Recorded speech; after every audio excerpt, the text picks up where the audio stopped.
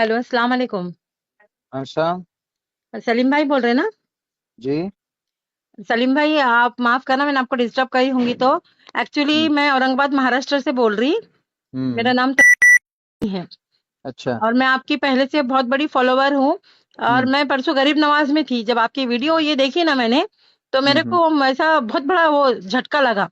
तो मैं औरंगाबाद पहुंच के मैं बोली आपको कॉल करूंगी, तो आपका नंबर इधर से उधर से कर सब करके निकाली मैंने, आपको कब से फोन लगा रही मैं। ये अचानक ऐसा क्यों हुआ? मतलब आपने तो इतनी बड़ी पार्टी को इतना मजबूत किया थे सलीम भाई।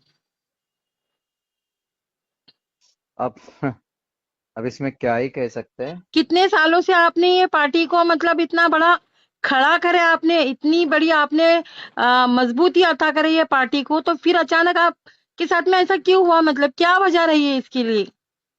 वजह कुछ नहीं, बस वजह खुद समझ सकते हैं। सामने वाला जो कैंडिडेट है, हाँ।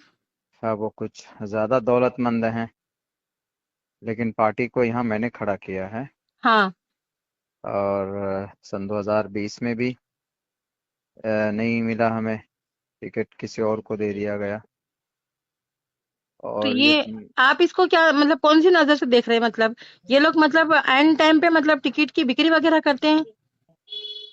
कुछ भी हो सकता है। क्योंकि जो लोग कार्यकर्ता होते हैं हाँ। और वो मेहनत करते हैं इस उम्मीद के साथ कि उनको टिकट मिलेगा। लेकिन जब टिकट बंटवारे का वक्त होता है तो कुछ 2 दिन, दो महीना 3 महीना पहले लोग आते हैं और बड़े पैसे वाले आते हैं और फिर वो टिकट लेके जाते हैं। मतलब इन पिछली बार भी ऐसा हुआ, तो इससे भी इन्होंने सबक नहीं सीखा। और इस बार भी पिछले बार से ज्यादा बड़ी गलती की इन्होंने। तो इसलिए इनका एतमाद यहाँ पे अब लोगों का एतमाद इनसे उठ गया है। इस बार मुझे नहीं लगता कि यहाँ से कोई एक आध सीट निकल पाएगी। तो सलीम भाई, आप इसको कौन सी नजर से देखेंगे? आपका नजरिया क्या बता रहा? बस वो तो रोज़े रोशन की तरह आया है। खुले लफ्जों में कहने की भी जरूरत नहीं है। लोग अब समझ रहे हैं, यहाँ पे देख ही रहे हैं कि लोग सोशल मीडिया पे बोल रहे हैं कि भाई टिकट बेच रहे हैं लोगों का यूट्यूब में फेसबुक पे कि करोड़ों करोड़ों रुपए में। और अभी कुछ लोग ये कह रहे हैं कि जो कि हाट जहाँ से मेरा टिकट था, हाँ। वहां से वो टिकट शायद 1 करोड़ 20 लाख में, लोगों का कहना है कि इतने में बेचा है। मुझे तो इस बारे में सही इन्फॉर्मेशन नहीं है। लेकिन देखिए, चारों तरफ जब ये आवाज़ बुलंद हो रही है, हाँ। आवाज़ हो रही है, तो धुआं वहीं पे होता है ना जहाँ कुछ ना कुछ आग होती है। बराबर। हाँ, तो इसीलिए अब क्या कह सकते हैं इसमें, अब लोग खुद ही समझदार हैं, समझ रहे हैं। तो आप वहाँ क्या है, मतलब कहाँ, क्या किस जगह? मैं औरंगाबाद महाराष्ट्र में, मैं एक सोशल वर्कर हूँ यहाँ पर। लेकिन हम्म। मतलब मेरा ये पार्टी से कोई संबंध नहीं है। लेकिन हम्म। अचानक आपने आपकी इतनी बड़ी दावेदारी जो थी, ये जो मैंने जब हम्म। परसों देखी ना, तो ये मेरे हम्म। लिए भी एक मतलब बहुत बड़े एक बोलेंगे ना, एक झटका इंसान को लगता, क्योंकि मैं हम्म। आपको पहले से देखती थी, क्योंकि 2020 में भी मतलब ये पार्टी को आपने मजबूती दिलाई थी। हम्म। हम्म। और आपकी वजह से ये पार्टी इतनी मजबूत हुई भी है। और तो फिर वो मेरी वजह से वो सीट यहाँ से निकली थी, जीती थी। और अगर हम समर्थन नहीं करते तो, चूंकि हमारी बिरादरी भी यहाँ एक बहुत बड़ी तादाद में है, हाँ। कम से कम 12-13 लाख वोटर्स हैं। कम हाँ। से कम 4 असेंबली हलके में उनका असर रहता है, तो फिर वो बिखर जाते। लेकिन हमने सोचा कि चलो कोई बात नहीं, अभी नया है, पार्टी नहीं है, तो कोई अगर पुराना सीमांचल गांधी के बेटे तस्लीम साहब के, मरहूम तस्लीम के बेटे, उनको टिकट मिला तो कोई बात नहीं। लेकिन वो पार्टी छोड़कर चले गए और 3 विधायक और साथ पे लेके गए। फिर इस बार उन्होंने एक जदयू से आए हुए कैंडिडेट है, मुखिया मुर्शिद, वो इनसे ज्यादा खतरनाक है, उसको टिकट उन्होंने दे दिया। तो अब्दुल्ला सालिम जो 8 साल से मेहनत कर रहा है, उसको आपने टिकट क्यों नहीं दिया? बराबर। तो ऐसा नहीं होता है ना, आप वर्कर को टिकट नहीं देंगे तो फिर पार्टी दफन हो जाएगी बस। तो क्या मतलब ये क्या चाह रहे? एमआईएम को खत्म करना चाह रहे कि क्या चाह रहे ये लोग? एमआईएम खत्म हो रही है। एमआईएम के ताल्लुक से लोगों में एक जोश और जुनून था। मैं फील्ड पर रहकर काम करने वाला हूँ। लेकिन जो अब बगावत खुलकर सामने आ रही है, जो एतमाद खत्म हो गया लोगों का, अब दूसरी तरफ लोग जाना चाह रहे हैं, तो वो उनकी नहीं करतूत की वजह से। तो आपने अभी अपक्ष फॉर्म भर दिए? हाँ, भरा तो है हमने, आज ही भरा है हमने। बाकी देखिए कल स्क्रूटनी है, एक मरहला और है, सख्त मरहला। उसके बाद फिर इंशाल्लाह उससे तो ज्यादा वोट लेके आ रहा हूँ मैं, उसका जो कैंडिडेट है। हाँ हाँ हाँ, अगर मैदान में मैं रहा मजबूती से, हाँ। और तो उनसे ज्यादा वोट लेके आऊंगा। वो जो साहिब हैं जिनको टिकट दिया है, तो उनसे ज्यादा वोट लाऊंगा। हार जीत तो मुकद्दर की बात है। सही है। लेकिन यहाँ अभी चूंकि 4 कैंडिडेट हैं, उनमें से 3 कैंडिडेट ऐसे हैं जो एक कैंडिडेट सरफराज साहब जो जनस्वराज से हैं, वो 20 मरतबा एमएलए, 20 साल एमएलए रह चुके हैं, 2 मरतबा मिनिस्टर रह चुके हैं। हाँ। और एक शाहनवाज हैं जिनको जो एमआईएम से जीते थे, वो 8 साल से हैं विधायक, वो आपदा प्रबंधन मंत्री रह चुके। और एक मंजर आलम है जो अकलियती उम्र के मिनिस्टर रह चुके हैं जदयू के, उनको टिकट मिला है। और एक मुर्शिद है। तीनों के चारों के पास सैंबल है, लेकिन मेरे पास कुछ नहीं। लेकिन मेरे पास यहाँ के लोगों का पूरा वो है, समर्थन है ज्यादा। माशाल्लाह।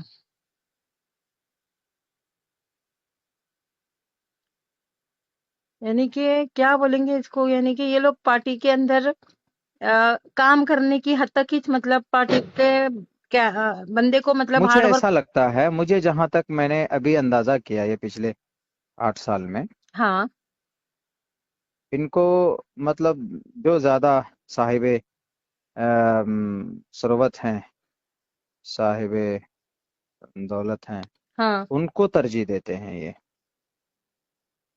बाकी कोई अगर अपना खून भी बहा कर काम कर रहा है पार्टी के लिए, तो बिहार में उनकी कोई कीमत नहीं है।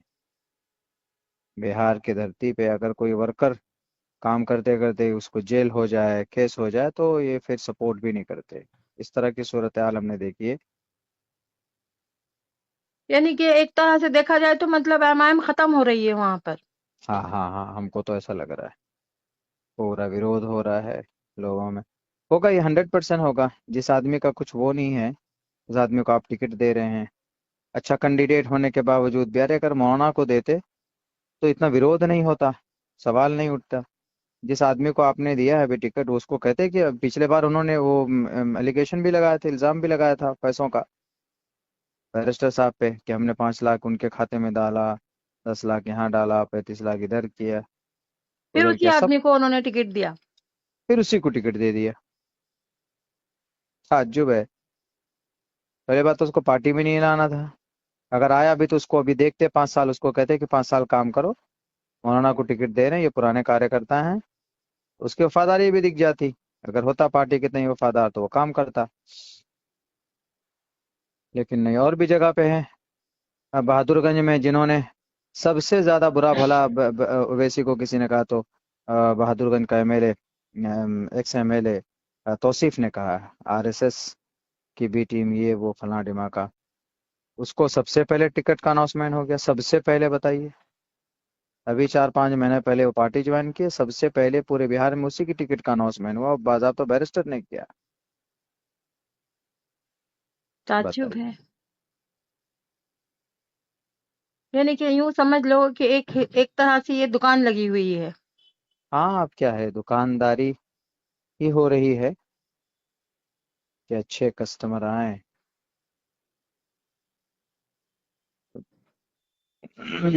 कब से ट्राई कर रही थी मैं सलीम चतुर्वेदी साहब, आपको कब से 8 बजे से आपको ट्राई कर रही थी मैं। अब हम्म। जाके आपकी कॉल लगी। हम तो आए उधर प्रोग्राम में, उधर आते हैं वहाँ। औरंगाबाद। हाँ हाँ। अब आइएगा तो जरूर मुलाकात करिएगा प्लीज। हाँ भाई। हाँ, नहीं इंशाल्लाह जरूर। तो क्या एनजीओ वगैरह है, क्या है आपका? नहीं नहीं, मैं एक सोशल वर्कर हूँ, कोई एनजीओ नहीं है मेरा।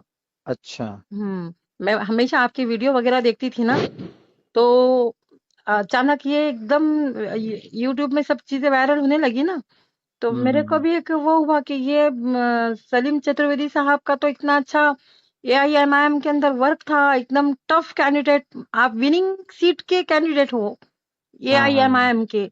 तो झटका तो किसी को भी लगेगा, जो आपके मतलब आपके जो फॉलोवर है, जो आपके चाहने वाले हैं, तो हम्म। उनको तो लगेगा ही ना। मैं को मतलब ये चीज का बहुत अफसोस हुआ। इसके लिए मैं कब से आपको कॉल ट्राई कर रही थी बात करने के लिए। हाँ, असल में आज नॉमिनेशन उसमें फाइल करने गया था तो थोड़ा उसमें मसरूफ था। ओके। चलिए ठीक है, मैं उधर वहां पे भी तो आपके यहाँ भी तो गफ्फार कादरी के साथ में गलत किया उन्होंने। हाँ, क्या? अपने यहाँ औरंगाबाद में? हाँ, मैं कंपेनिंग में गया था ना। हाँ, हाँ। इम्तियाज जलील साहब एमपी का इलेक्शन लड़ेंगे, विधानसभा का भी वही लड़ेंगे, अध्यक्ष भी वही रहेंगे, ऐसा कुछ तब्दीली आनी चाहिए ना। सही है।